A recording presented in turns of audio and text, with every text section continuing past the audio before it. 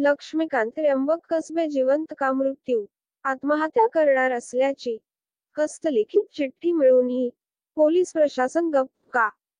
उदगीर शहरातील एसटी कॉलनीतील लक्ष्मीकांत त्र्यंबक कसबे यांना प्रमोद व्यंकटराव सूर्यवंशी यांनी सतत मानसिक त्रास देत असल्याने त्यांच्या त्रासाला कंटाळून लक्ष्मीकांत त्र्यंबक कसबे यांनी आत्महत्या करणार असल्याचे स्वतःच्या हाताने चिठ्ठी लिहून ठेवून 2 मे 2024 रोजी निघून गेले आहेत.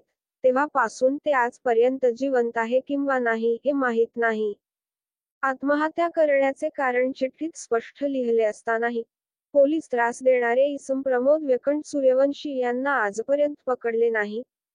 उलट प्रमोद व्यंकट सूर्यवंशीच्या साथीदारांनी बेपत्ता असलेल्या लक्ष्मीकांत त्र्यंबक कसबे याच्या आई वडिलास घरात घुसून झोले मारण्याच्या धमक्या देत असल्याने कसबेचे आई वडील लातूरला पाहुण्याच्या घरी राहत आहेत.